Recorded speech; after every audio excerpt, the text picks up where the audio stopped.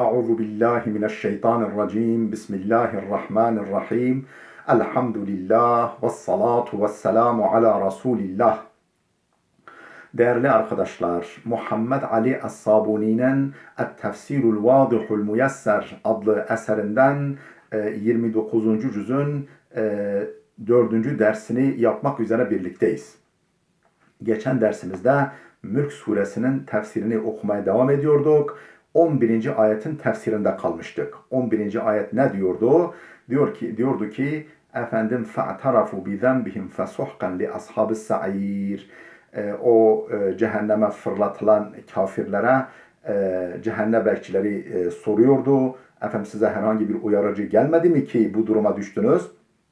Onlar da efendim bir dokun bin ah işit hesabı evet gelmişti ama biz demiştik ki biz onları yalancı saymıştık. Allah hiçbir şey indirmemiştir demiştik ve siz apaçık bir yanılgı içindesiniz diye tepki vermiştik demişlerdi.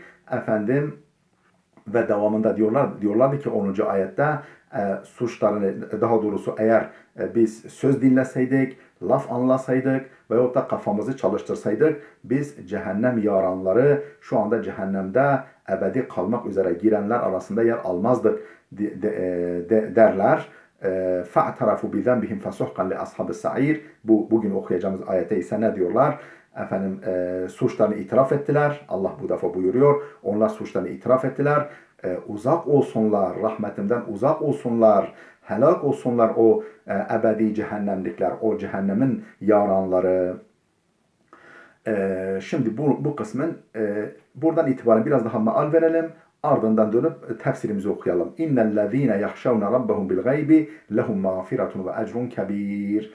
Efendim o kafirlerin durumuna temas ettikten sonra, gözler önüne serdikten sonra o tabloyu efendim bizlere gösterdikten sonra bu defa müminlerin tablosunu sunmaya geçiyor ayet-i kerime. Ne diyor? İnnellezîne yahşavne rabbahum bil gaybi o gıyaben Rablarından korkanları var ya lehum mağfiretun ve ecrun kebir. Onlar için büyük bir bağışlama ve bolca bir mükafat vardır. Büyük bir ücret mükafat vardır. Büyük bir mükafat ve ücret vardır diyordu. Efendim şimdi dönelim. فَاَعْتَرَفُوا بِذَنْبِهِمْ فَسُحْقًا لِأَصْحَابِ السَّعِيرِ ayetin tefsirini okuyalım. اَيْ فَاَقَرُّوا وَالْاِقْرَارُ سَيِّدُ الْاَدِلَّةِ اَيْ فَاَقَرُّوا بِاِجْرَامِهِمْ وَتَكْذِيبِهِمْ لِلرُّسُولِ Yani peygamberleri yalanlamalarını ve suçlarını itiraf ettiler. İtiraf ederler. فَبُعْدًا وَهَلَاكًا لِأَهْلِ النَّارِ O cehennemlikler için rahmetten uzaklık olsun. Onlar rahmetten uzak olsunlar. Onlar kahrolsunlar, helak olsunlar. لَقَدْ كَانَتْ لَهُمْ عُقُولٌ وَلَاكِنْ لَمْ يَسْتَفِيدُوا مِنْهَا Onların akılları vardı. Allah onlara akıl vermişti. Fakat onlar akıllarından yararlanmadılar. وَكَانَتْ لَهُمْ أَسْمَاعٌ Onların kulakları vardı. وَلَاكِنْ لَمْ يَنْتَفِعُوا بِهَا Fakat ondan istifade etmediler, yararlanmadılar. وَقَدْ كَانُوا فِي الدُّنْيَا يَسْخَرُونَ مِنَ الرُّسُلِ وَالْمُؤْمِنِينَ Onlar dünyadayken peygamberler ve müminlerle alay ediyorlardı. وَيَتَّهِمُونَهُمْ بِالسَّفَهِ وَالْجُنُونَ Onları akılsızlık ve delilikle itham ediyorlardı, niteliyorlardı, suçluyorlardı. وَهَاهُمُ الْيَوْمَ يُقِرُّونَ عَلَى أَنْفُسِهِمْ بِالْحَمَاقَةِ وَالْجُنُونَ Ama gel gör ki işte onlar bugün kendileri hakkında ahmaklığı ve deliliği itiraf ediyorlar. Kendi ahmaklıklarını ve deliliklerini, akılsızlıklarını itiraf ediyorlar. فَمَا اَشَّدَّ حَسْرَتَهُمْ وَنَدَمَتَهُمْ Onların hasret ve pişmanlıkları ne çetindir, ne şiddetlidir, ne şiddetli bir şekilde hasret ve pişmanlık duyuyorlar ve bunu dile getiriyorlar. Ya hasreten alel ibad ma ya'tihim min rasulin illa kanu bihi yestehzi'un. Bu defa Yasin suresinden bir ayet-i kerimeyi örnek getiriyor müfessirimiz. Ya hasreten alel ibad vay kulların pişmanlığına, vay böyle kullarımın pişmanlığına ma ya'tihim min rasulin onlara hiçbir elçi gelmez ki illa kanu bihi yestehzi'un onunla dünyadayken alay etmiş olmasınlar. İnnehumul yevme fi zilletin ve inkisar O gün, işte bugün işte onlar, bugün dedi yani ahiret günü onlar efendim zillet ve sefalet içindedirler. Zillet ve inkisar, gönül kırıklığı, mahzuniyet ve üzüntü içindedirler. Ba'dema kânû fid dünya fi tebeccuhun ve inkar li da'veti rusulil kiram. Dünyadayken o şanlı, değerli, kıymetli peygamberlerin davetine karşı kibir ve inkar içerisindeyken işte bugün gönül kırıklığı, mahzuniyet, üzüntü ve zillet içindedirler. وبعد ذكر أحوال الأشقياء ذكر تعالى أحوال المؤمنين السعداء.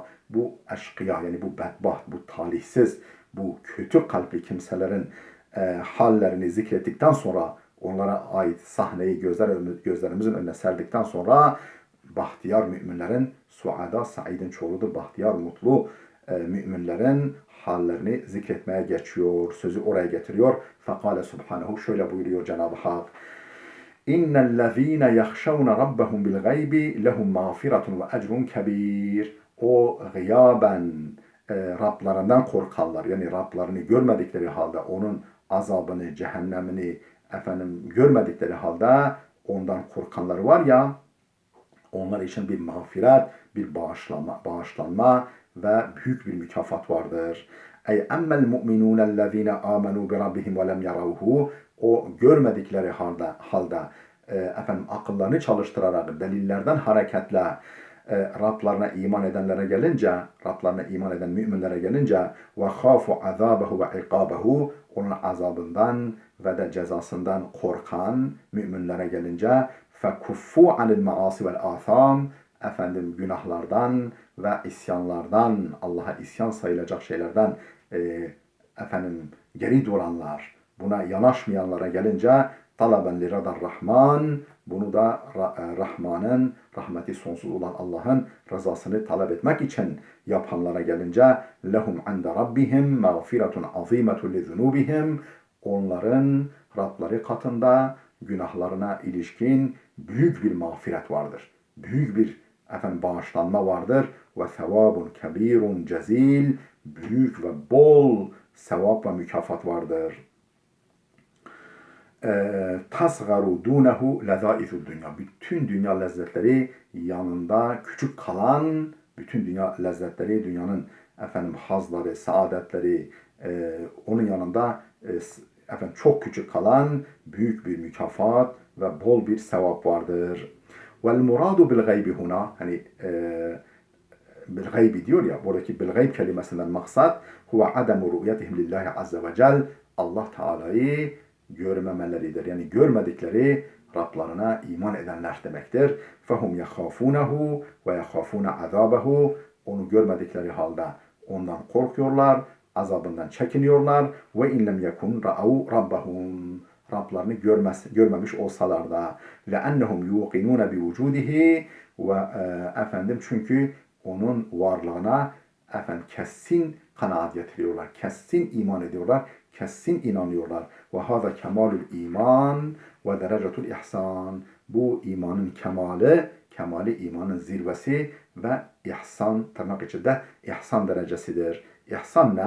Peygamber Efendimizin tanımıyla ihsan şudur. En ta'budallaha keenneke terahu. Allah'ı görüyormuşçasına ona kulluk etmendir. Fe in lem tekun terahu fe innehu yarak.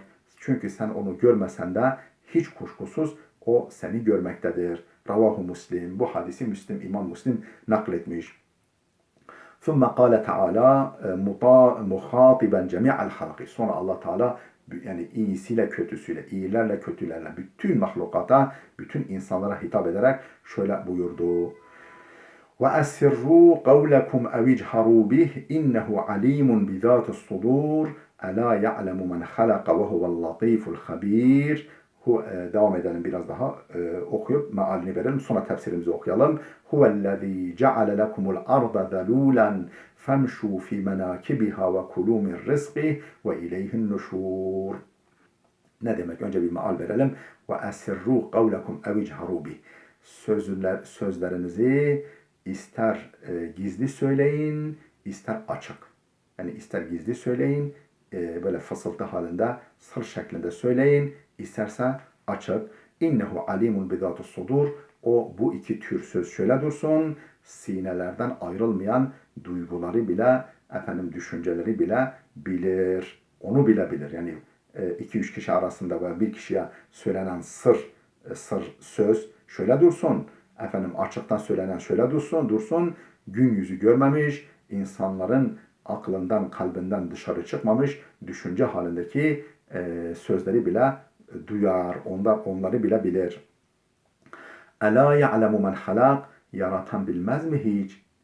O kalbi yaratan, o beyni yaratan, o hayalhaneyi yaratan Allah'tır. Yaratan bilmez mi ki hiç? Yani oradan geçen şeyleri bilmez mi? Ve huvel latiful habir. Üstelik o latiftir. Yani ilmi nafizdir, ilmi engel tanımazdır, ilmi incedir. El habiru her şeyden haberdardır. Huvellezî ceale lekumul arda zelûlen. O öyle bir zattır ki arzı size musahhar kılmış. Şu yer küreyi bunca hareketiyle, 8'e yakın hareketiyle rahvan bir at gibi böyle çok uslu, çok itaatkar, çok söz dinler, kılını bile kımıldatmayacak bir memur gibi, bir hizmetkar gibi emrinize vermiş. Arzı sizin için zelul, yani itaatkar kılmış. Femşû fî menâkibiha. Şu halde yeryüzünün dört bir yanında, dağlarında, derelerinde, ovalarında, yamaçlarında, Himalayalarında, çöllerinde, her tarafında gezin, dolaşın ve kulû min rızkihi, ve Allah'ın rızkından yiyin. Allah'ın yeryüzüne yerleştirmiş olduğu, koymuş olduğu rızkından istifade edin. Ve ileyhin nuşur, ama onun huzuruna dönmeyi de unutmayın. Dönüş onun huzurunadır. Onun mahkeme kübrasına döneceksiniz. Oradan hesap vereceksiniz. Okuyalım tefsirimizi. Ve esirru kavlekum ev icharu bih innehu alimun bi zatus sudur. Ela ya'lemu men halak ve huvel latiful habir. Ne demek? Ey ahfu kelamakum ve hadithakum eyyuhen nas. أو اظهروا وأعلنوه أو أظهروه وأعلنوه فسواء أخفيتموه أو أظهرتموه فإن الله تعالى يعلمه. أي yani أخفوا كلامكم وحديثكم أيها الناس. Ey insanlar, sözünüzü ister gizli söyleyin, konuşmalarınızı gizli yapın. أو أظهروه وأعلنوه. İsterseniz de onu açığa vurun ve ilan edin. Fesevun eşittir. Fark etmiyor. Ahfeytumuhu ev azhartumuhu. Gizli de yapsanız konuşmalarınızı, sözlerinizi söyleseniz yahut da açıktan da yapsanız bunu, fe innallaha teala ya'lemuhu. Allah Teala onu bilmektedir. Le'ennehu subhanahu ya'lemu sirre ve ahfa. Çünkü Allah sırrı da bilir, daha gizli olanı da bilir. Sır şeklinde söylenenleri de bilir, daha gizli olanı da bilir. Yani hiç sır olarak da olsa paylaşılmayanları bile bilir. فَكَيْفَ تَخْفَ عَلَيْهِ أَعْمَالُكُمْ. Artık yapıp ettikleriniz, iyilik namına, kötülük namına amelleriniz, eylemleriniz, yapıp ettikleriniz ona nasıl gizli kalsın? Ela ya'lemul haliku mahlukatihi. Allah Teala kendi mahlukatını bilmez mi? Ve huvellezî halakaha ve evcedaha. Oysa onları yaratan ve icat eden o iken, onları yaratan ve icat eden o olduğu halde. Ve huvel latiful habir ve huvel latifu bil ibad. El habirullezî la yagîbu an ilmihi şey'un. O kullarına karşı latiftir. Yani lütufkardır. Böyle bir mana da var. Lütufkardır ama öbür mana, benim verdiğim birinci mana, yani ilmi incedir, ilmi nafizdir manası bağlama daha uygun. O kullarına karşı lütufkardır veya kullarının her şeyini bilecek kadar ilmi ince ve nafizdir. El-habirullezî, öyle bir her şeyden haberdar olandır ki la yahibu an ilmihi şey'un, onun ilminden hiçbir şey gizlenmez. Yaran nemletes sevdâ'e fil leyletel zalmâ'i ala sahratis samma. Sert kaya üzerinde kapkaranlık gecede siyah kara karıncayı bile görür. Yara en nemletes sevdâ'e, kara karıncayı görür. Fil leyletel zalmâ'i, zifiri karanlık gecede, ala sahratis sammâ'i, sert kayanın üzerindeki. Kâle İbn Abbas Hazretleri demiştir ki, nezalet fil müşrikîne. Bu ayet müşrikler hakkında indi. Fakat kanu yenalune min Rasulillahi bil kelam. Onlar sözleriyle peygamberi incitiyorlardı. Peygambere dil uzatıyorlardı. Böyle konuşmalarıyla feyuhbiruhu Cibrilu bima qaluhu. Onların dediklerini Cebrail gelip peygambere anlatıyordu. Fekale ba'duhum li ba'd. Birbirlerine dediler ki o müşrikler esirru kavlekum, sözünüzü gizli söyleyin. Hatta la yesma'a ilahu Muhammedin ma nekul, ta ki Muhammed'in ilahı bizim dediklerimizi duymasın. Feyuhbirehu bi kelamina ve hadithina, bizim sözlerimizi ve konuşmalarımızı ona haber vermesin. Fakile lehum, bu ayette onlara dendi ki esirru hadal kavle ev icharu bih, bu sözünüzü ister gizli söyleyin, ister açıktan. Fe innallaha ya'lemuhu, Allah Teala bilmektedir. Vel emru huna esirru kavlekum ev icharu bih, yani sözünüzü ister açık söyleyin, ister gizli. Buradaki emir, yani ister böyle söyleyin, ister böyle söyleyin şeklindeki emir littehdidi vel va'id, tehdit ve gözdağı vermek içindir. Yani yoksa böyle söyleyin, emrediyorum anlamında değil. Yani söyleyin bakalım, ya görecek, yani görürsünüz halinizi falan anlamında.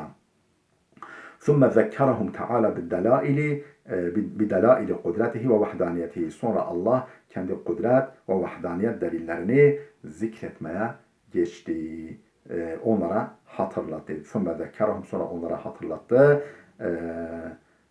Allah Teala bidelaili kudreti ve vahdaniyetihi fekale subhanehu huvellezî ceale lekumul arda zelûlen femşû fî menâkibiha ve kulû min rızkih ve ileyhin nuşûr. O Allah ki arzı, şu kocaman yer küreyi sizin emrinize amade kılmış, uysal bir deve gibi, bir hecin devesi gibi, bir Arap atı gibi hizmetinize verdi. Femşu fi menakibiha, onun omuzlarında yürüyün. Yani dünyanın en hassas, en sarp yerlerinde bile yürüyün. Ve kulu min rizki, ve Allah'ın rızkından yiyin. Ve ileyhin nuşur, dönüş sadece onadır. Yani bunu da unutmayın. Her türlü nimetten istifade edin meşru çerçevede, ama dönüşün ona yönelik olacağını da unutmayın. Onun huzuruna çıkacağınızı da unutmayın. Ey Allahu Celle ve Ala ellezî ceale lekumul arda heyyineten leyyineten sehletel mesalik. Allah Celle Celaluhu öyle bir zattır ki ceale lekumul arda heyyineten, arzı sizin için kolay, yani istifade edilmesi kolay, leyyineten yumuşak, sehletel mesalik, üzerinde yürünmesi asan bir halde kıldı. Böyle bir hale soktu, böyle bir halde yarattı yer küreyi. Fesafiru haythu şi'tum min aktariha, aktar-ı alem, dünyanın dört bir yanına doğru istediğiniz tarafa sefer eden, istediğiniz tarafa seyahat eden, lil mekasibi ve ticaret, kazanç için, ticaretler için, seyahatler için, ve teraddedu fi akalimiha ve arcaiha, onun kıyısında, bucağında ve iklimlerinde, kıtalarında gidip gelin. Ve entefi'u bima en'amallahu bihi aleykum, o vasıtayla, yani yer küresi vasıtasıyla size Allah'ın ihsan ettiği, lütfettiği nimetlerden yararlanın. Nedir o lütfettiği nimetler? Min esbabir rızk vel maaş, rızık ve geçim vesilelerinden.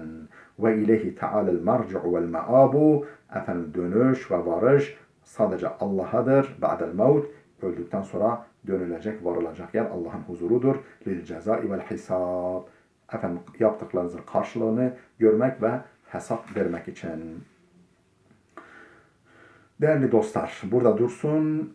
Gelecek dersimizde inşallah kaldığımız yerden devam edelim. Allah'a emanet olun.